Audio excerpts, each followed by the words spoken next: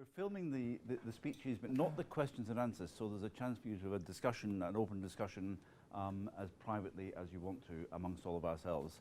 I'm going to introduce the chairman, Neil Brand, in a moment, who comes here completely unbriefed by me, because I failed to send him the briefing document, but he's a great chap, as I'll explain in a moment. But first of all, we're going to have some voting on this. You'll find these boxes on your chairs or in your laps, I hope. And the first thing we're going to do is ask this question here. These questions are prepared by Natalie with Alexander. Is that fair to say? Now, I'm going to ask you here to consider these questions here. So how does the fourth industrial revolution affect your employees? Their sense of privacy. You can read this yourselves, yeah? I hope you can read it.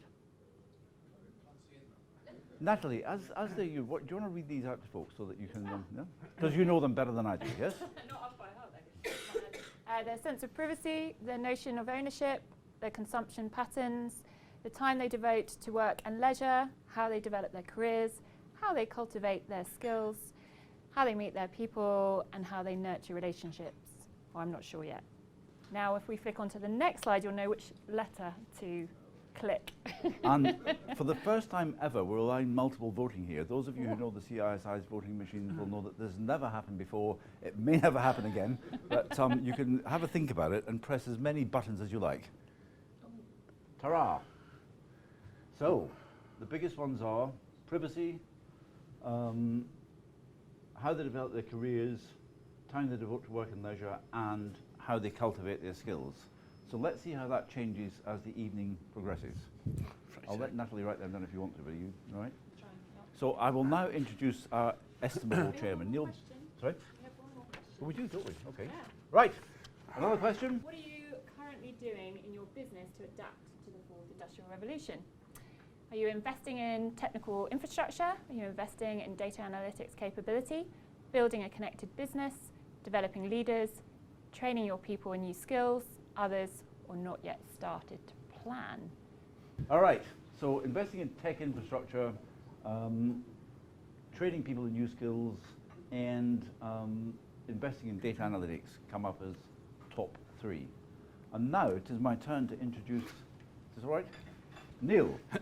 Neil is chairman of Earth Capital Partners and also chairman of the CISI's Bond Forum Committee, a group of people involved in the bond markets, as the name rather suggests. He's also a huge contributor to the intellectual output of the Institute, and indeed is behind a terrific piece, a really super piece, which I've now read half a dozen times, appearing in our next review of financial markets on impact investing, the measurement of its impact. So Neil, thank you very much for doing this with no briefing. You're a star. Not yet. You can tell me afterwards. Welcome. Thank you very much, ladies and gentlemen. Welcome to this session on leadership in the era of the fourth industrial revolution. You won't be listening to much from me, you'll be pleased to hear. But you will be listening to us speakers. Can I ask you to put your phones to silent? I know off is a little bit ambitious.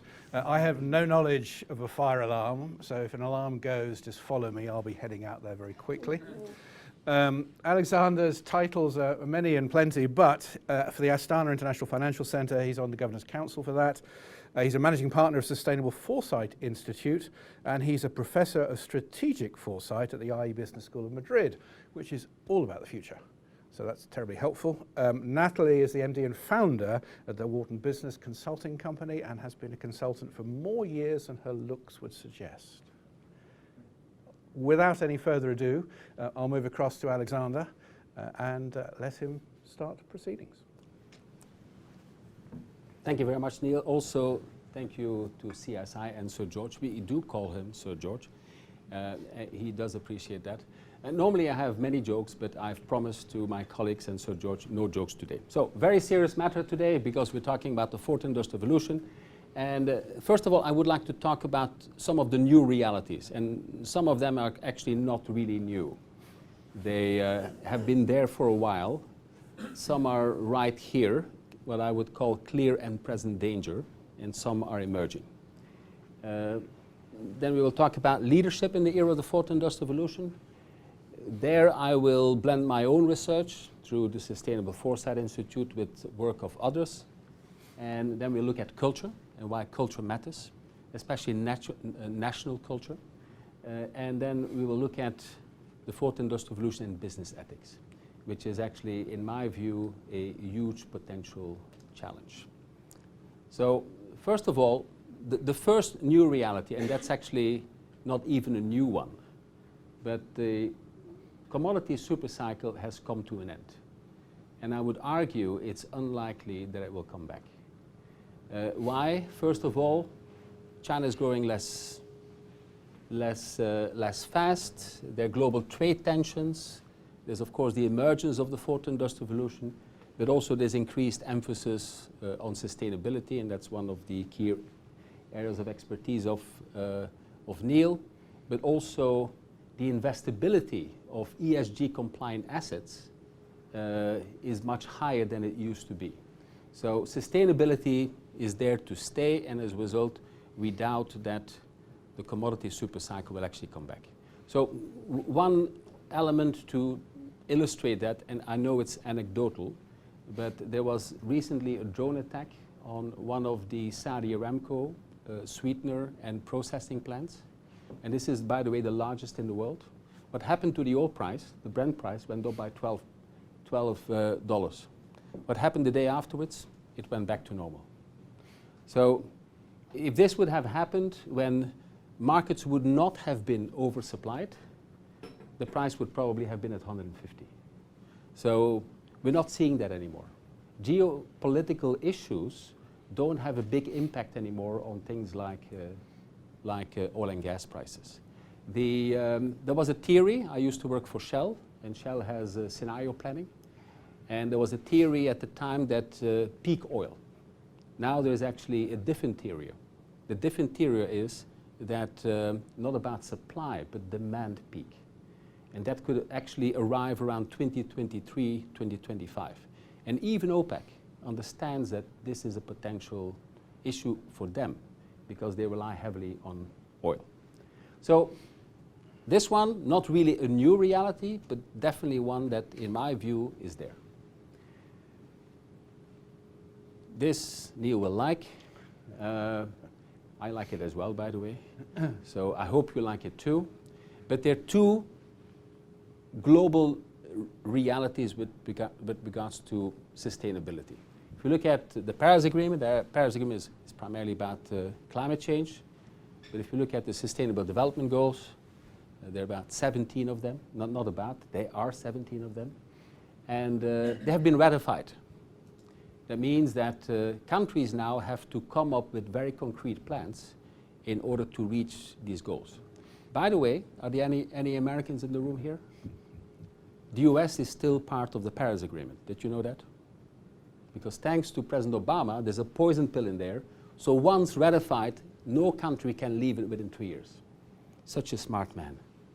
The number 3, the fourth industrial revolution has arrived. And the definition given by Klaus Schwab in his, not his latest book, but his first book on the fourth industrial revolution, I think that's about 2.5 years ago. It's the fourth industrial revolution is the fusion of the physical, the digital, and the biological world. That means potentially ethical issues as well. But it's based on advances in artificial intelligence, blockchain and distributed ledger technologies, robotics, and we're not talking about the traditional robotics, but for example also in agriculture, John Deere is using robotics in order to have autonomous agricultural machinery. That of course goes hand in hand with 5G connectivity and Internet of Things, but also artificial intelligence in order to hopefully have more sustainable agriculture. Additive manufacturing, 3D printing, this is not new, but it's actually coming on of age.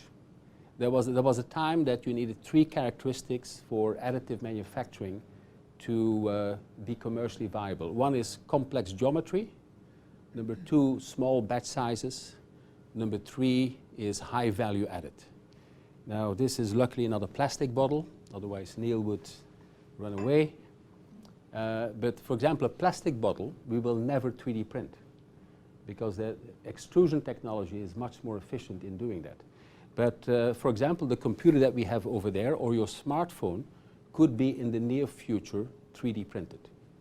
And for example, let's say that, well, Sir George, he works here. Let's say in the morning his smartphone breaks down. He orders one on a colleague's smartphone, and in the evening it may have been, it may be available and it's 3D printed in this building. So, and that will have serious implications for resource holders as well, because they have not yet changed their value chains. And they're still dependent, their economies, such as Kazakhstan, still dependent on natural resources. So natural resources are actually not the end game anymore. Or maybe they are the end game, yes. Genetic engineering, and of course here with genetic engineering, regulation come into mind. Anybody from China? No? But you're from China? In China, for example, human cloning is not legal, but it's tolerated. So regulation actually is a factor there, right? In most Western societies, people would immediately say, human cloning, maybe this is taboo. Quantum computing, have you heard about Google? But also in Australia. Now, what do they claim? They claim that with their quantum computer, they can do in 200 seconds, what the fastest supercomputers can do in 100,000 years. 100,000 years versus 200 seconds. So, is that a game changer? I think it is. Fourth industrial revolution, clear and present danger. No, that's the emerging one. That's the emerging one. Sorry. Globalization. Oh, let me ask a question. And there's no voting here. How much of global production is exported to other countries, percentage-wise, as a percentage of total production?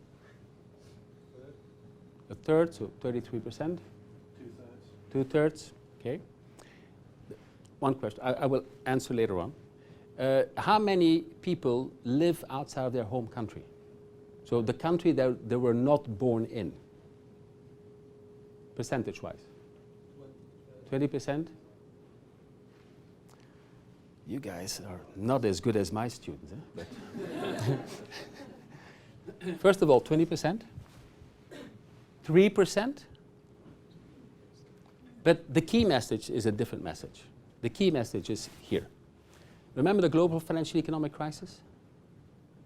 2007, 2008? Big impact, especially for the financial services sector. But look at first the trade line, and this is physical trade, right? And look at the capital line, the gray line. So they continue to go up to 2007 and 2008 respectively. And then big crash.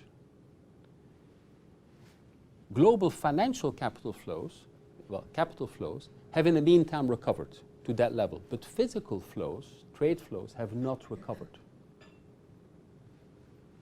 Look at the darker line.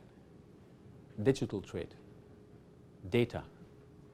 And then last year I was at a panel and then the vice chairman of NASDAQ said, and what will Trump do now? Put a tariff on trade.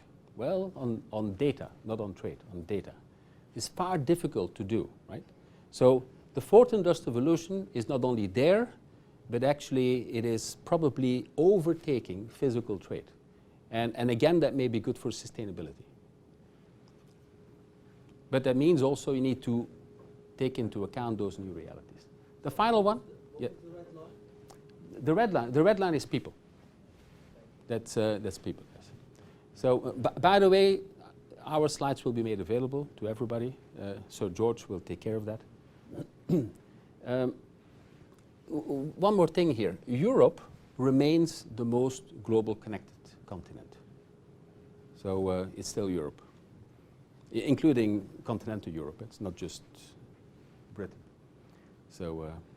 What do you mean by globalized continent? In what sense? It's about Trading connection? people, trade. It's still Europe.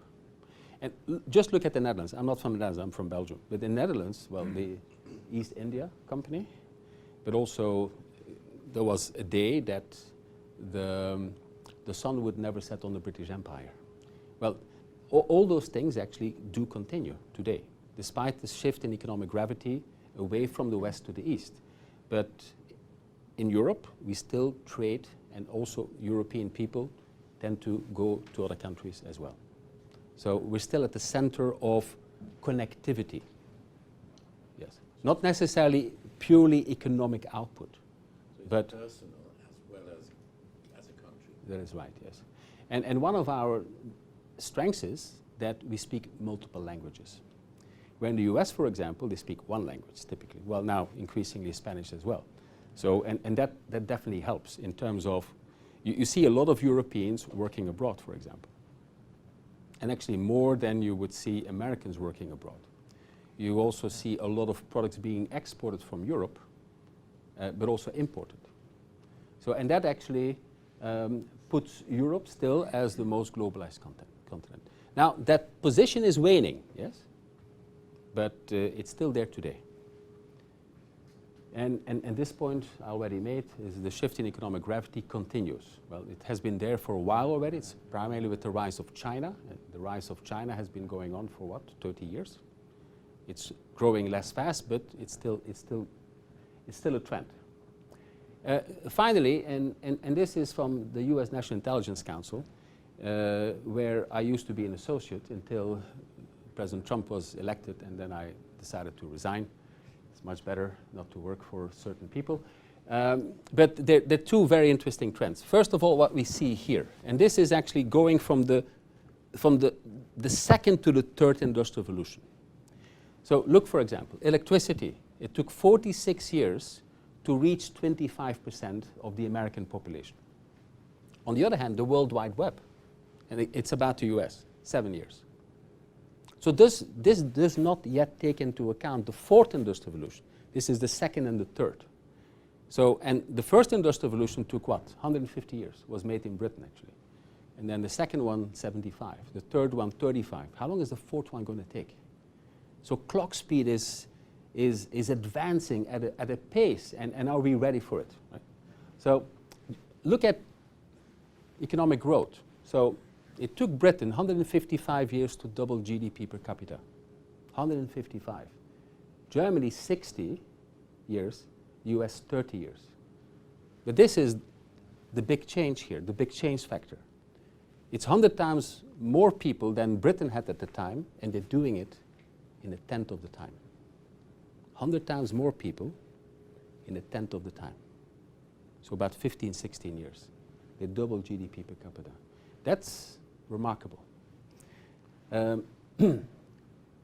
Leadership in the era of the fourth industrial revolution. So now I'm going to talk about some others' research, but also my own research.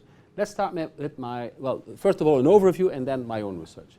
The culture, personas, and skills. So if we look at the first one, corporate culture, I would argue, drive resilience.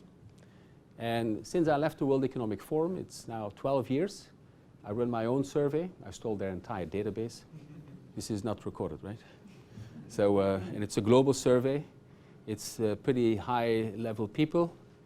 It's all the OECD countries. It's the BRICS. And I will show you later on what actually they tell me what drives resilience. Then we will look at personas, and that comes from Deloitte and Forbes. And I have been in workshops working with that.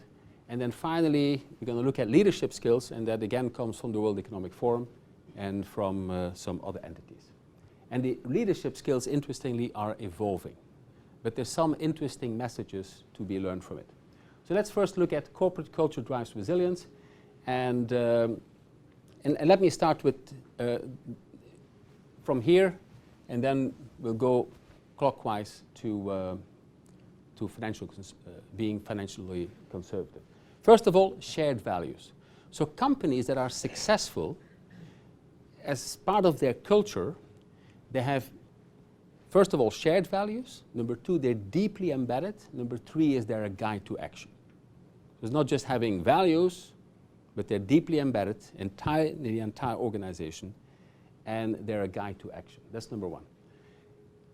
One thing that I didn't have 3 years ago, and again, Neil is going to be happy about that, is that increasingly they like to balance and grow all 5 capital stocks.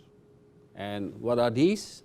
The first one is natural capital, manufactured, human, social, and of course financial capital. So beyond profit. Profit is still important, but they increasingly look at beyond profit. Let me first look at this one. Experimental mindset at the edges of their market. So they disrupt their own business model and potentially disrupt others. So they continuously look at ways to disrupt their own business model or the business model of others. So they have an experimental mindset at the edges of their market. Peripheral vision. Peripheral vision is, well, I know Sir George is here, but actually I'm looking at this gentleman right now. So for me right now, George is a weak signal. So what successful companies do, they spot the weak signals. And they spot the weak signals before the discontinuities have fully materialized. And as a result, they tend to be ahead of the game. So if you look on the back of my iPad, and I have it right here, my mantra is, a trend is a trend until it bends. I'm not interested in trends. I'm interested in discontinuities. Yes, sir. Could you give us an example of what you characterize as a successful company that fulfills these? All these criteria? Ooh, yes. Well, they're actually, well, a successful company does not necessarily mean that you never had setbacks, right? So, but you were able to overcome the setbacks. For an example of a long-lived company is, for example, IBM. And IBM had some issues in its history, and may have some issues as well today, but there was a time that they were pure box movers. And also they used forecasting.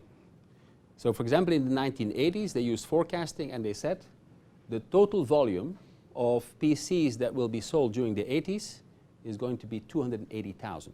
The reality was 25 million, right? So, and they continued to focus on mainframes. So then the board actually said, we have to change, and as a result, we have to hire a new chief executive. And they hired actually someone from the services sector. They hired the CEO of, Lou Gerstner, the CEO of American Express. And they started changing their business model, but also they, at the board, they don't only look at performance, at compliance, they also look increasingly at performance. And what you see is the combination of non-executive directors and executive directors that work hand in hand in order to provide stewardship to the company. So that's, for example, one example. But that doesn't mean that... Supplementary. Hmm? Do you have any pecuniary relationship with IBM? No, nothing. Just check. No, nothing. No. I only own 50% of the company. Right. So please invest and make my share price increase. No, I don't even have stock in that company. Right. So you must be a compliance officer, no? No. Just a skeptic. Yeah, okay. But no, good question, but the answer no. Financially conservative. I used to work for McKinsey, and I was in the corporate finance practice. And you don't like McKinsey? We won't hold you to that again. Okay. But and it was just created. It was in 1995. And I worked with Tom Copeland. He was previously a professor at the Anderson School, UCLA. And he taught me a number of rules of thumb. And he said, one of the rules of thumb is the following. If you have inflexible assets, use flexible financing. And I said, what do you mean, Tom? Well, inflexible assets would be, for example, high degree of capital intensity, so high operating leverage, but also irreversibility of assets. So oil and gas, semiconductors. The semiconductor plant would cost you $2 billion, right? So not small. Coca-Cola plant, 60 million, so huge difference. Semiconductor plant you can only use for a particular type of semiconductor, for example, an Intel X processor. Flexible financing means actually you have to use equity. Equity is flexible. So, but what some companies do, they use a lot of debt for inflexible assets. And as a result, if something happens in the external environment, they end up in trouble.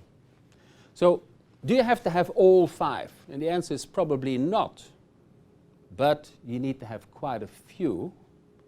And one thing that is definitely emerging and has been quite consistently over the past 3 years there is actually, it's not just about focus on the shareholder, which is important, but also about focusing at sustainable business growth. So that's based on my own research. It's going to be reflected in my new book. I've promised that book already for a long time, but it's almost ready. This is not from my own research, but I have been in workshops around it. And this is actually my own perception, the people here. 2 of them I know, and 1 company I have worked on. I don't know Jeff Bezos personally.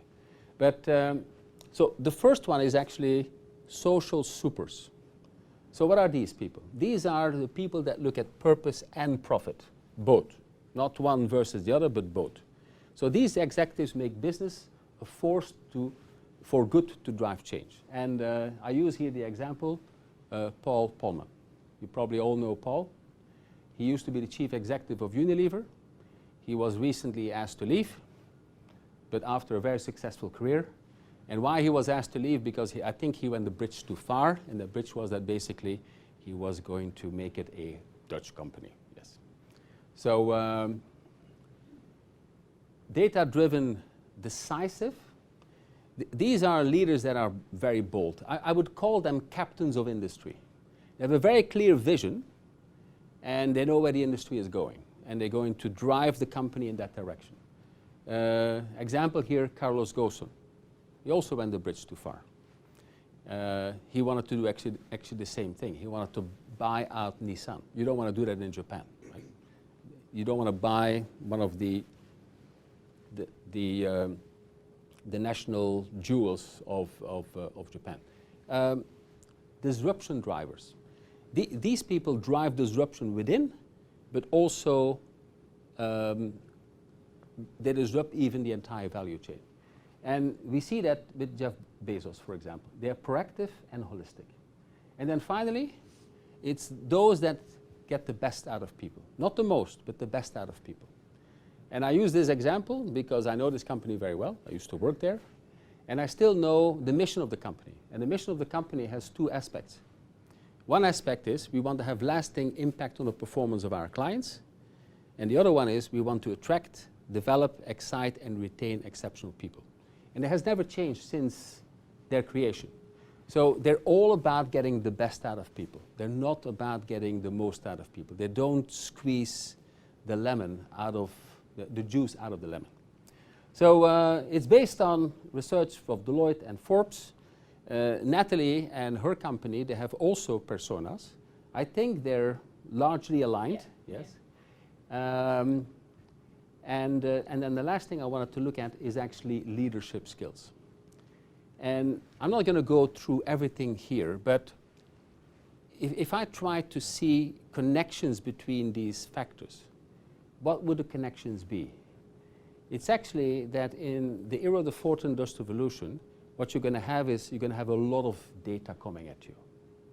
And some of it's going to be fake news, some is going to be relevant, some is going to be not relevant, but it's going to be definitely much more, exponentially more. And also you have, as we looked at before, you have much less time to make judgments and decisions. So out of that vast amount of data and uncertainty, you have to make decisions. So complex problem solving, critical thinking, judgment, decision making, even things like emotional intelligence becomes much more important in the era of the fourth industrial revolution in terms of leadership skills. So let me ask you a question. Who among you possesses all 10? Oh, sorry. George looked very angry at me. So. Alex, the risk of being unpopular as you move yeah. on, you have much less time for the second half of your material than you do. No, it's almost finished. Excellent. 2 more slides left, including the... So, culture. Does culture matter? This comes from Hofstede. Who knows Hofstede? He was at IBM. Sorry to quote IBM again. But it was a time that IBM was the most global company in the world. They were operating in 180 plus countries. And he asked himself the question, why is it possible to drive change easier in one country versus another one? And he looked at 6 factors. Now he has created a company, the Cultural Compass, with his son, Gert-Jan Hofstede. He is a professor at the University of Leiden. And 2 factors are really interesting. One is uncertainty avoidance. I shall never take personal risks. Never, right? Versus here, power distance. I shall never challenge your superior. So no obligation to dissent here. Well, notice that there's no country here. So there's always some level of uncertainty avoidance and some level of power distance. It looks pretty good for the UK. But look at some countries there. Culture matters when you want to drive change. And why is that an issue? Because of clock speed. Change is happening faster, but are we prepared for it? And the answer is probably we're not prepared for it in many different countries. Finally, the 4th industrial revolution and ethical dilemmas. 1 slide, but about 20 minutes I need. Neil, thank you. First of all, inequality. Could the 4th industrial revolution drive inequality? Yes. Yeah, and it's actually already driving inequality. So the other day I was sitting next to the CEO of IATA, flying from Frankfurt to Madrid. And he just came back from Singapore. And I asked him, are autonomous planes possible? We will ever see them? He said, Alexander, it's already possible today. The issue is regulation. And also sentiment, yes. Do you want to fly in a plane without pilots? Ah, okay, yes. So, yeah, well, and indeed, those are the 2 factors actually that may hinder actually that but you won't see pilots anymore. And these are already people with high skills. What about Uber drivers? In the future, it's going to be autonomous vehicles. What are those people going to do then? Will we be able to reskill them? Yes. Will the 4th industrial revolution destroy more jobs than it actually creates? I don't need to talk about this. Everybody knows it. Facebook, and it's actually currently still in the press. Cybersecurity. Studies have shown that the benefits of the 4th industrial revolution could potentially be completely wiped off because of one thing, cybersecurity. And actually, many of the things are behavioral. Who connects, for example, their smartphone or their computer with sensitive data, confidential data, to, for example, a public Wi-Fi in the airport? You don't have to answer this, but many of the things are behavioral things. It's not just about the systems you have in place and the software you have in place to protect you. It's also about behavioral issues. Human cloning, that's a really hot topic, but let me talk about bias of AI. We're all biased. We may be gender biased, we may be biased based on ethnicity, and so on. And in boards, for example, what we increasingly see is that there's an additional element of diversity. Typically, it was gender, ethnicity, and thought leadership. What else do we see? Age. Why age? Well, if I look at my daughters, 19 and 21, I remember my wife, when they put them to sleep, the smartphone in the crib next to them, right? They were born with the smartphone. I'm exaggerating, yes.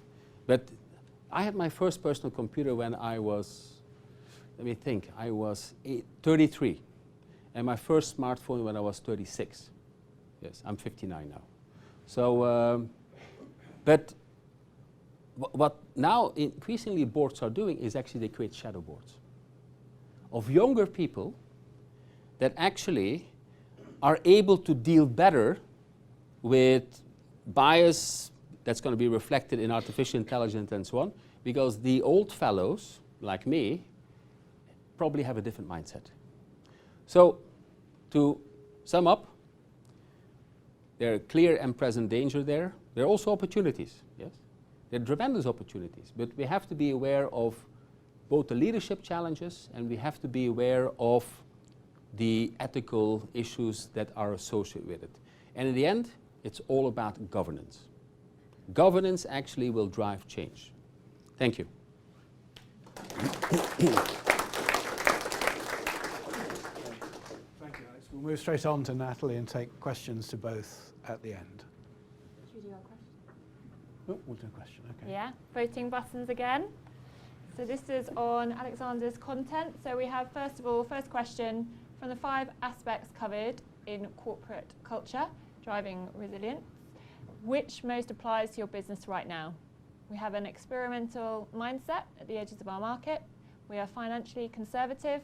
We have deeply embedded and shared values. We look beyond profit, and we are skilled at the peripheral vision. There we go. 38%. Does that mean you're financially conservative on your definition or on Alex's? Interesting. It is interesting, yes. May I make a comment? Yeah. And I'm not trying to critique here, but the B, we are financially conservative, is the one that is the least forward-looking. The others are the most forward-looking, and you didn't select them. So I'm not saying, I'm not critiquing here, but that's just an observation. So experimental mindset, that's about trying new things. So that's low, 15%. C, we have deeply embedded values. That is actually not necessarily forward-looking, but it's important. That's about the values and the culture in the organization. D, we look beyond profit. Unfortunately, that is low as well. And we're skilled at peripheral vision. That means that we're not really looking, we're not scanning for weak signals. So, and as a result, we may be blindsided. So that's the risk when you don't look at in the periphery. So, but the issue is that you're asking about the business. Yes. Certain people, like for instance, my mindset is very different. yes, But in the organization, I may be trapped in certain cultural values of the organization. yes, But this was asking about my organization rather Yes. than me. right. Yeah. I understand, but on the other hand, you're a leader in your organization. Then I would say, change it. And the next question is there? Okay. In your business, what do you believe are the key skills in the 4th Industrial Revolution? So you can select 3. Complex problem solving, critical thinking, creativity, people management, coordinating with others, emotional intelligence, judgment and decision making, service orientation, negation skills. Negotiation skills. Yeah, I think that's probably right. I think it was And negotiation cognitive skills. flexibility. Okay. In reality, there's not much in it between the first 5. I'm surprised that F and G, emotional intelligence and judgment and decision making, are low, relatively low. Is that correct? I'm glad F negation is skills. 13%. No, F is actually high, yes. Yeah, G. judgment. G is yes, judgment and decision making. One more question, is Last it? question, yep. Okay, there's lots of possibilities here. We're given some examples to just help you remind you of those 3, 4 situations. So which of the following poses the greatest ethical dilemma for you and your business as a result of the 4th Industrial Revolution?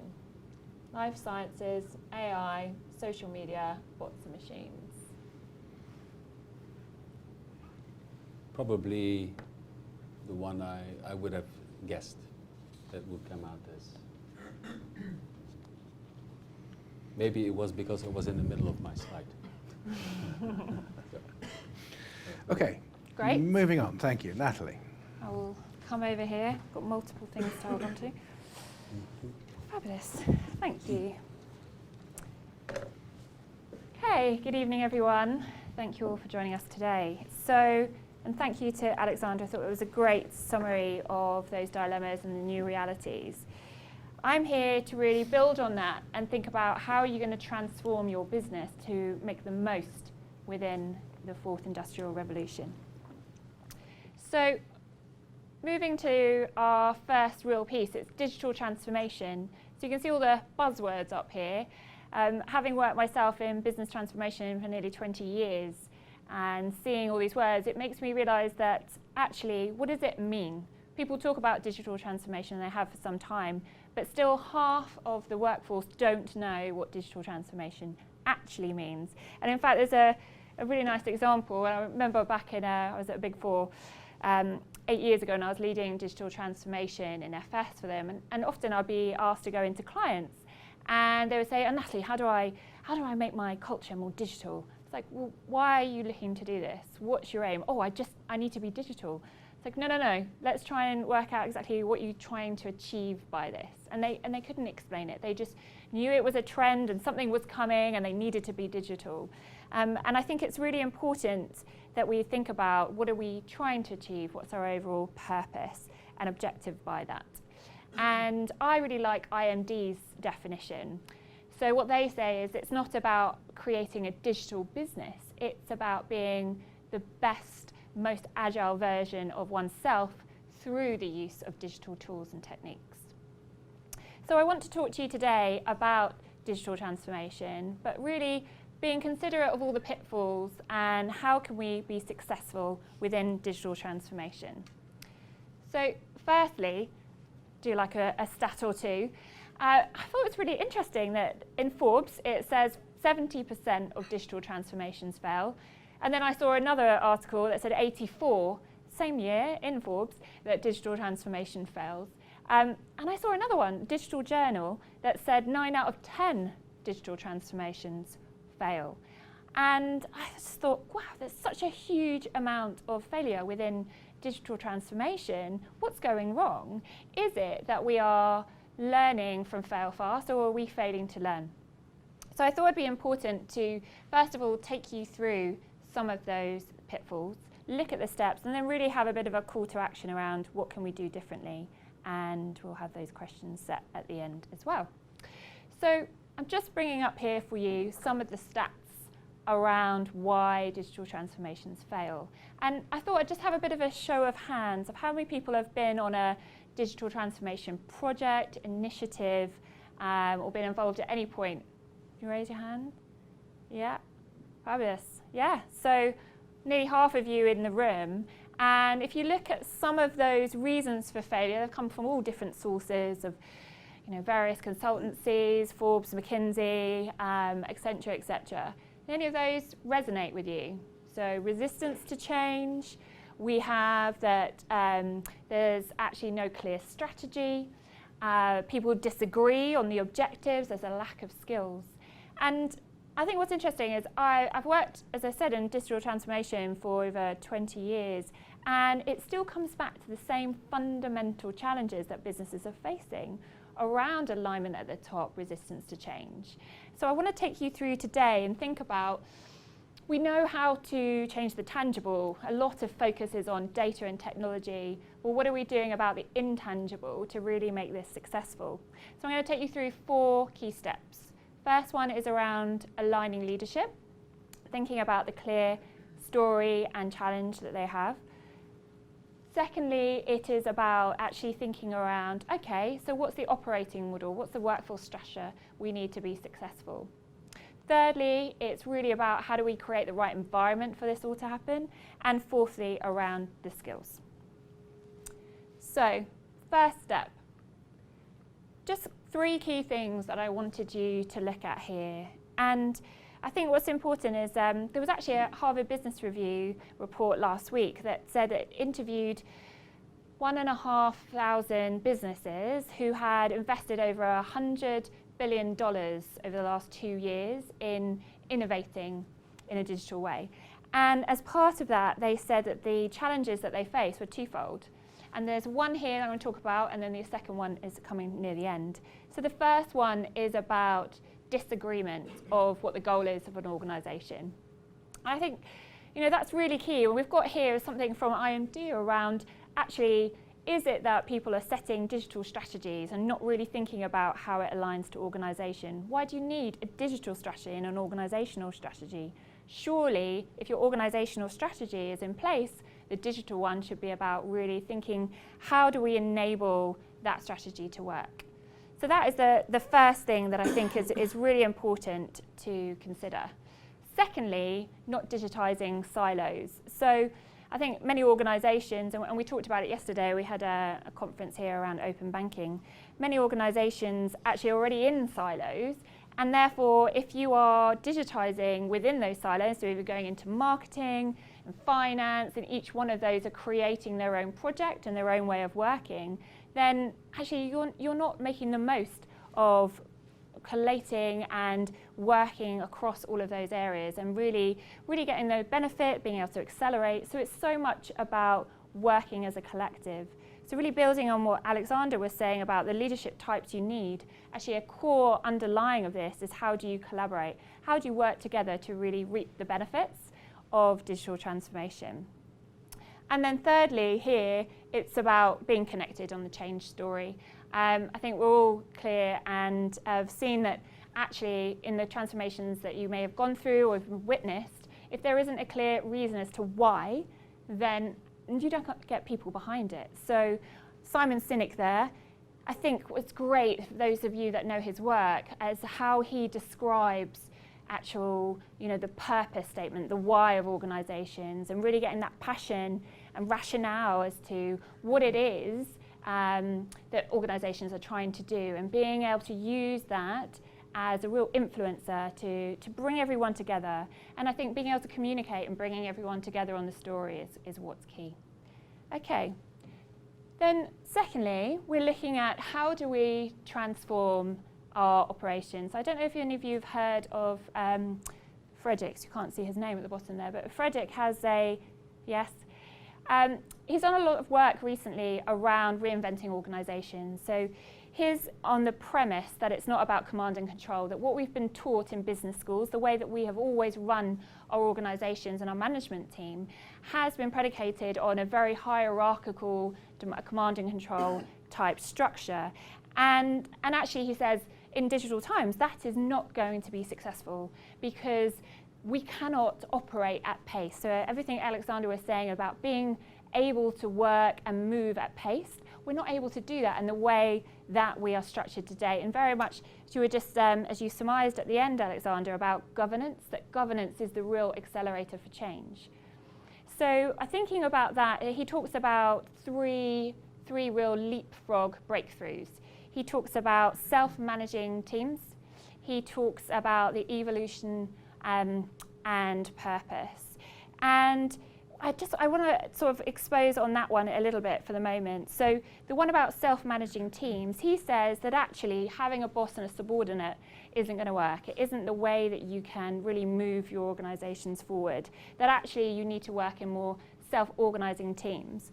But I do believe with self-organising teams that there needs to be an element of a framework. So I think about some of the challenger banks and fintechs. If you're looking at them at the moment, those that have been maybe 4 or 5 years since they started, they've grown at such pace, and they have built on having very agile, small pods and teams, but now they're getting to 700, 800. I think they're really reaching a tipping point where that doesn't work anymore. So they're starting to bulge at the seams. You're starting to see them having issues around culture and structure.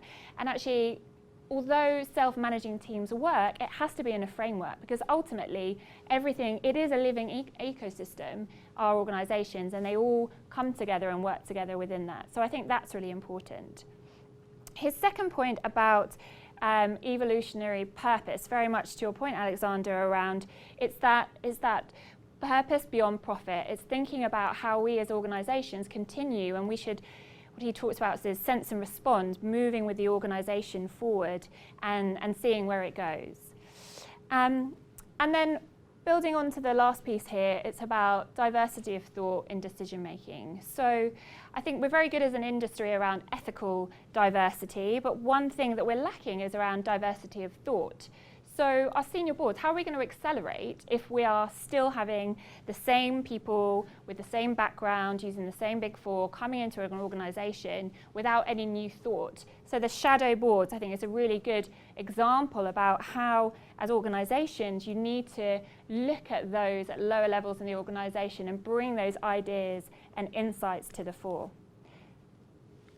Moving on to how do we create an environment, and that environment for success. So I think there are 3 pieces here. I think many of you will know Natalie as the CEO of Microsoft and all the work that he has done in this space, and how he has, as an organisation, has already gone quite far, how he was able to continue to transform the organisation. He was listening to the people, he was creating human interactions with his teams.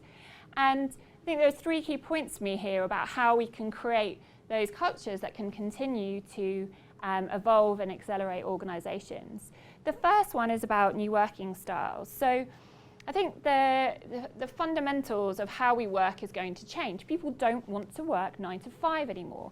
People want to be able to have that flexibility of work. And I actually was on a plane back from Geneva was just having a conversation with a gentleman sat next to me, and we had a really interesting debate about actually, do we see in the future that people only need to work a couple of hours a week? Because actually we're most productive about, I think it's 5.7 hours a day, according to Google. And actually as part of that, so why do we need to work 5 hours a day or even 5 days a week? So it's about how do we bring to the fore people's expertise and talent to be able to work in a much more flexible way and do it based on outcomes. And I mean, as an organisation, we have 57% of our people that work flexibly, and often we're asked, what is it that you do differently? And I say, I focus on outcomes, I focus on outputs and not inputs. Thinking about what do they need to achieve, whether it's what they need to achieve at the end of the week, at the end of the month, at the end of the project, and build that around that rather than time at desk. Because at the end of the day, making sure people are motivated and empowered to do what they need to do their job doesn't mean you need to watch over them. And what's interesting, we did a piece of research for insurance actually, where we had 130 people in the room, and we asked them about how their organisation felt around flexible working. 77% said that their organisation saw it as a lack of commitment. And so, you know, you're at this paradigm here where you think people want to work differently, yet organisations, and it may just be that it was insurance, but organisations still see it as a lack of commitment. And so we need to move as organisations that we're able to adapt and change and allow people to work in that way. Secondly is around environment of psychological safety. Again, the work from Google on their Aristotle project saw that actual creation of psychological safety created the most successful and the most dynamic teams. So, you know, we hear that people, you saw one of the stats at the beginning that it was saying that 40% of people had an idea of an organisation, but they didn't raise up their hand and they didn't tell people. So why was that? Well, they didn't feel in the environment that they would, one, be listened to, that they could speak up. And it's often about fear of reprisal. It's about fear of how it might be perceived if you're going to upset someone. So we need to create the environment in organisations where people can have these ideas so that we can accelerate and move at the pace that we need to move in organisations. And then the third one around encouraging a culture of intrapreneurship. So this is really thinking about how do you, when we talked about experimental mindset, how do you create the environment so within your organisation people are able to share those views and ideas and are able to be intrapreneurials as well as doing their day job. And again, there was a piece of research that said that 20% of those good ideas come from within your organisation. So trying to go externally the whole time, there is hidden talent within your organisation that you should harness. And then my last one for us is around the skills in organisations. So as we're seeing here, transformation is 3 times more likely to succeed when organisations invest in digital talent. And I think we've gone through some of those areas of skills that we had on the list there that Alexander took us through, and where you see critical thinking, I think, was a key one that came up. And I think that's really interesting in terms of actually critical thinking is key. And if you look at the first industrial revolution, it was very much about IQ. Then we started to talk about, in the third and now into the fourth, about EQ. But actually, what we need to move forward is AQ. AQ is about adaptable, being adaptably intelligent, thinking about how you can be resilient, how you can move around an organisation, how you can have that growth mindset. And growth mindset, again, is from Natalie that this quote has come up, but it's always about how do you have that learning agility, how do you move, how do you continue to flex with the times. And creating learning experiences. So this actually with Cheryl from, some of you will know her from Facebook and Lean In. She talks about actually careers are like jungle gyms. They're not ladders. You need to have that lattice. And we know with millennials, 94% look for organisations where they can develop in their organisations. So if you don't create that pathway for organisations where they can move around and they can learn from each other, you're not going to attract the talent that you need today. And then finally, around hidden talent. So as I mentioned before, there is a lot of talent in your organisation. So how do you bring that up? How do you bring up the silent voice with those ideas? But also thinking about the open talent economy. So we talk about careers being a 100-year career these days as well. We're talking about a minute ago around the bias around age, which I think is so key. If we're going to have 100-year careers, why are we not also looking about what are those careers, what are the second, third types of careers you might have in your 50s and 60s that you want to do, which ties back to the flexible working, because you may not want to work 9 to 5, but you have so much to give in your career and to organisations. So let's think much broader when we think about how we source talent, as well as thinking about whether those people need to be on our balance sheets. Because ultimately, there's all different ways that you can bring talents, partners, and collaborators into your organisation. They don't need to be firmly in your organisation and books. So it's thinking much more broadly about your talent of today and how you can bring it out. So those are the key ones. And I just wanted to really finish on thinking about 40% of today's Fortune 500 companies will no longer exist in 10 years. Now, that was taken in 2015. So, many of them are already at extinction, and the rate of extinction will only accelerate. And I think about a client that we're working with at the moment, and we are helping them to think forward about their organisation design, about how they move and they accelerate with the changes in their industry. Yet there's so much nervousness to do that. And we're saying, at the end of the day, if you're not bold, if you're not different, if you're not pushing forward now, you will be the next Thomas Cook. You will be the next organisation or Kodak, etc., that aren't succeeding at this. You need to be bold. You need to be brave. You need to think about the intangibles and not the tangibles. And you need to do it today. Great.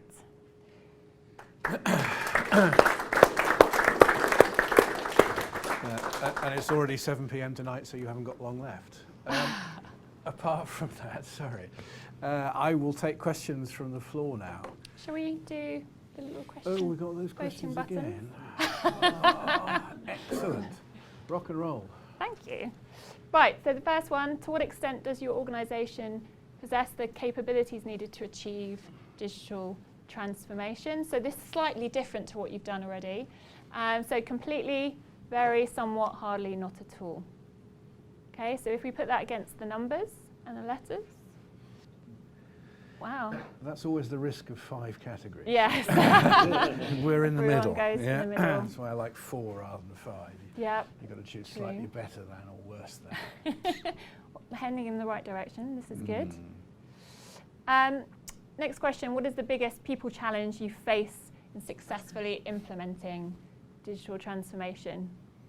So select 2. We thought we'd vary it up, giving you 2 this time. So alignment between leadership teams, capability and mindset of leaders, clarity on the vision and rationale of change, agreed and aligned transformation initiatives, workforce structures and decision making, resistance to change or availability of talent, or something else. F. Resistance to change. That's almost, oh no, it's 43%. I was going to say it's almost exactly the same as the research. That's an obvious winner. Yeah. And 18% around capability and mindset of leaders.